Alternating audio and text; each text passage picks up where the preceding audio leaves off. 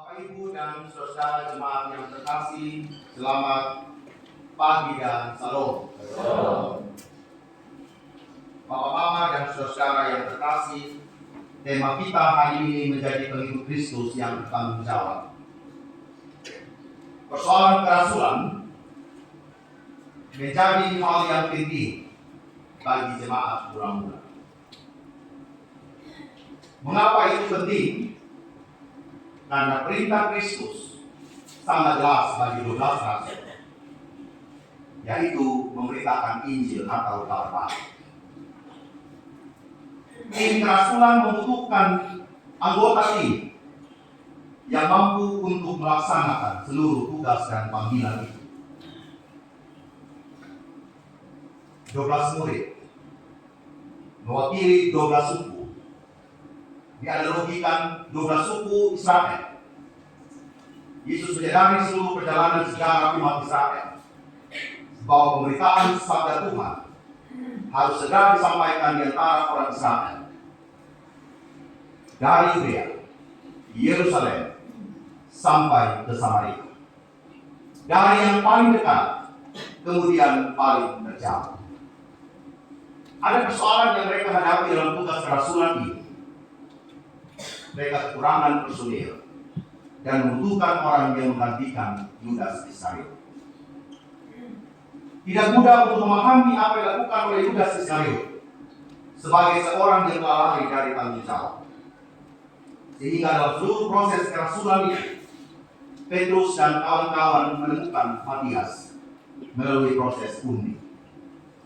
Proses undi adalah cara yang dipakai oleh orang-orang terdahulu untuk memilih para pemimpin mereka, dan itulah cara terbaik saat itu.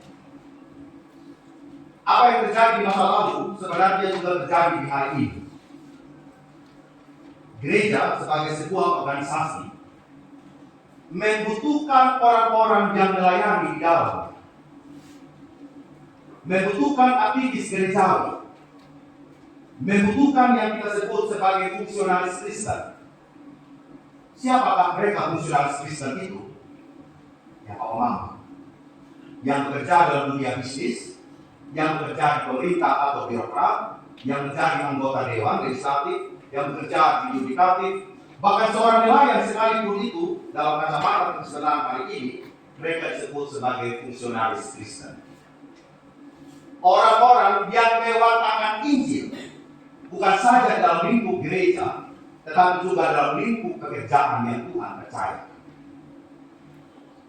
Sehingga tanggung jawab sebagai orang-orang Kristen, orang-orang yang percaya itu sebenarnya adalah bagaimana Kristen itu mendapat tempat di hatinya, di hati keluarganya, maupun di mana Tuhan mengirimkannya. Persoalan ini tidak mudah karena seringkali kita hidup dalam dua dunia. Kalau kita beritakan firman Tuhan itu hanya tugas kami. Timotius katakan ke diri, hari ini kita katakan dua dia. Hanya tugas mereka saja. Tidak seperti itu. Tetapi juga tugas semua orang percaya yang mempercayai Kristus, bahwa mereka juga mempunyai tugas kerasulan yang harus dilakukan dengan penuh tanggung jawab. Menjadi pengikut Kristus yang bertanggung jawab. Karena apa? Kita hari ini sedang belajar dari narasi seorang Yudas Iskariot. Apa yang ingin dikatakan oleh Yudas Iskariot? Pengkhianatan hanya akan merugikan kita, membuat kita kehilangan hak dari Tuhan. Apa hak kita? Itu pertanyaan. Hak kita adalah anugerah Allah. Sehingga orang yang menjalankan tugas panggilan di tengah-tengah dunia ini adalah orang yang belajar untuk menerima anugerah Allah. Irrespective given. Orang yang mau menerima anugerah itu adalah orang-orang pilihan Allah yang mau untuk melaksanakan tugas panggilannya di tengah-tengah dunia ini. Anugerah itu adalah pemberian kepada orang yang tidak layak untuk menerimanya, tetapi dilayakkan oleh Allah. Yudas Iskariot para murid yang saat itu, mereka adalah juga orang-orang yang tidak layak untuk menerima anugerah Allah. Tetapi Kristus menawarkan kepada mereka bahwa keselamatan, bahwa kebenaran itu ada di dalam Kristus. Dan Kristus membuktikan jalan keselamatan itu melalui proses kehidupan, kematiannya, bahkan kebangkitan. Jadi kalau saya dan Bapak Mama memberikan hati untuk pelayanan, itu sebenarnya kita sedang menerima hak kita, yaitu anugerah. Dan anugerah itu gratis, Bapak Mama. Kenapa gratis? Bukan karena dia murah, tetapi karena kita tidak mampu untuk membeli. Bapak Mama, kita mampu tidak membeli anugerah Allah. Berapapun persembahan yang kita berikan, berapapun banyaknya waktu yang kita berikan untuk pelayanan, rasa-rasanya tidak mampu untuk menggantikan atau membalaskan Allah.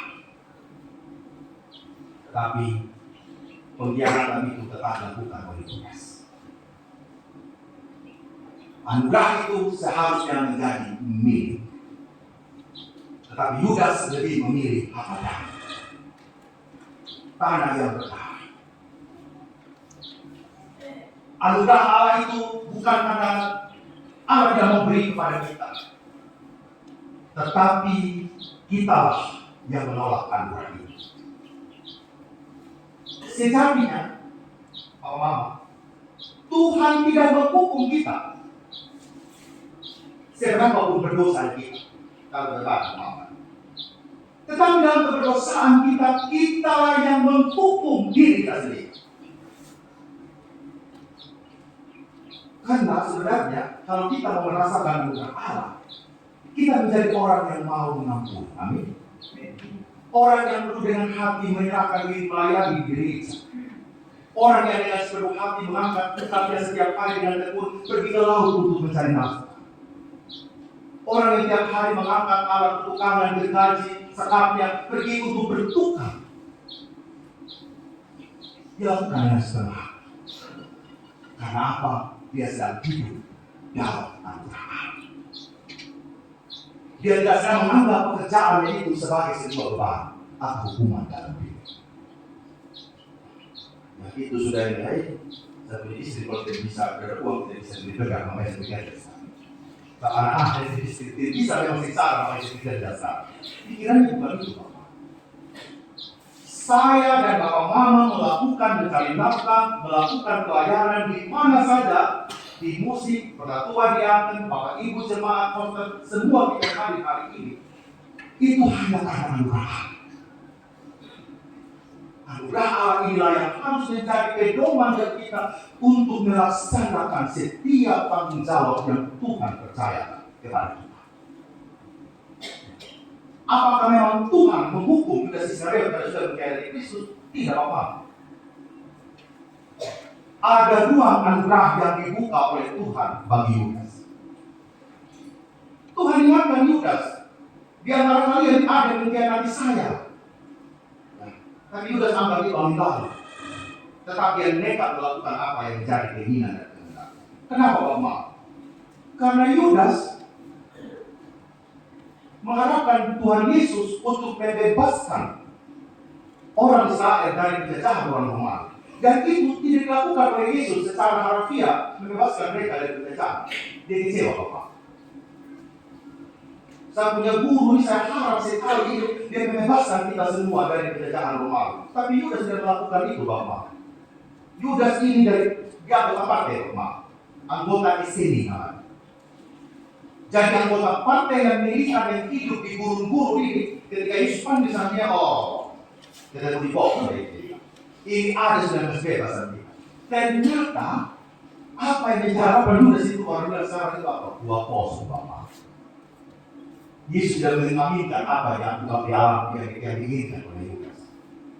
Bagi Yesus, tugas dia adalah membebaskan manusia dari dosa. Itu tugas utama Yesus. Jadi yang inti Yudas tidak tangkap. Maksudnya, Jadi seenaknya saja dia menjual Kristus, dia mengkhianati Kristus, itu dilakukan oleh Yudas. Dan sirinya uang hasil jual Kristus itu dia mau kembalikan sebenarnya, tapi tidak ada yang terima. Dia tulis di dan tanah itu disebut akal dana. Diperkirakan dia bunuh diri, Bapak. Cabut ke tangan, kemudian isi perutnya itu semua keluar. Bukan Tuhan yang menghukum Yudas. Yudas sebagai mencari jalan sendiri. Bapak, apakah kita mau mencari jalan kita sendiri?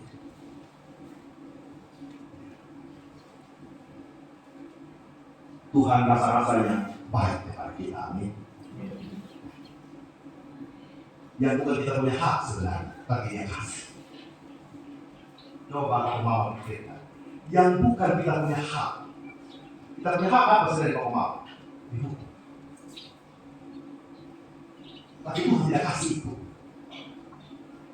Tuhan tidak kasih hukuman kepada kita. Dia kasih hak untuk kita bertanggung jawab. Tidak main-main. Jadi Bapak Mama, kalau memang sudah melayani di gereja, menyanyi di gereja, menyanyi. Jangan tiba-tiba bilang bohong. Kalau sudah injak di gereja, datang sudah tiap minggu.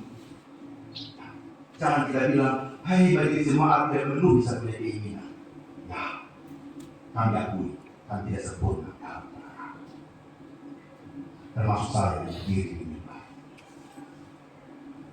Tapi jangan bawa mama kecewa kepada majelis jemaat, kepada pendeta, kepada teman-teman yang kemudian bawa mama berjuang dan meninggalkan persekutuan ini.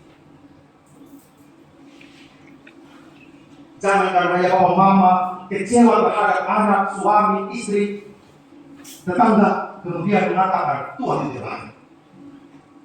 Kembali lagi, anugerah Allah jauh lebih besar, dan itu yang kita pikul. Ibu, saya dan Pak Mama. Sekarang Pak Mama, kita mau jujur saja. Kalau orang Kristen sudah tidak mampu melaksanakan tugas di tengah dunia, bagaimana dia menjadi Indonesia?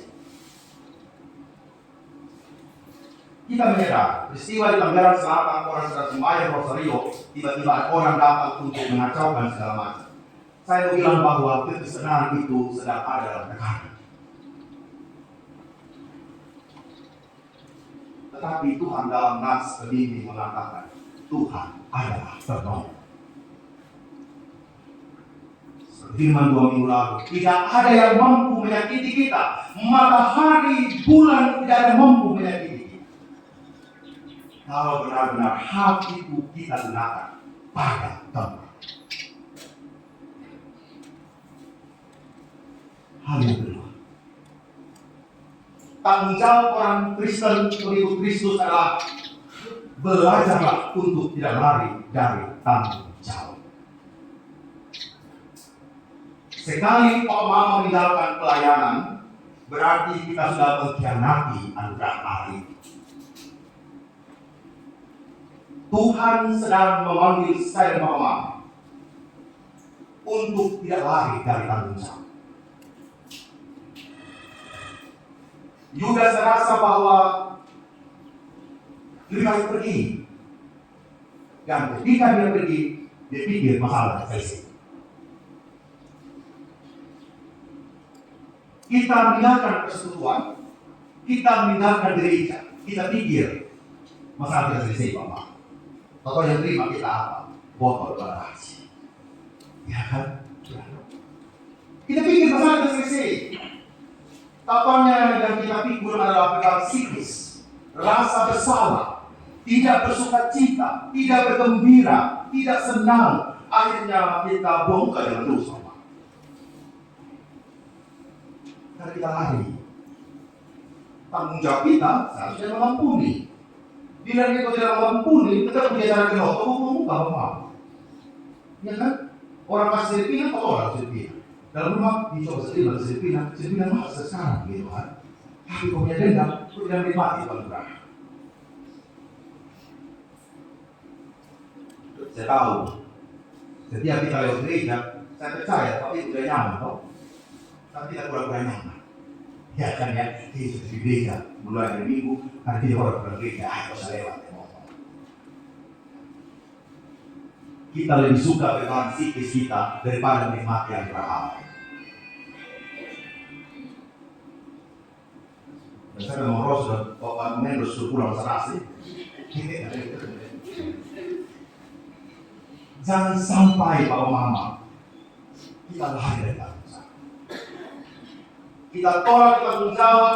Majelis pergi cari di rumah, tolong suruh cari jadi pengatua, jadi diaken. Kita bilang besok saja Pak Pendeta, saya tidak mau sekarang. Saya tidak mau berdoa, saya tidak bisa berdoa, saya tidak bisa baca firman, saya tidak bisa semua.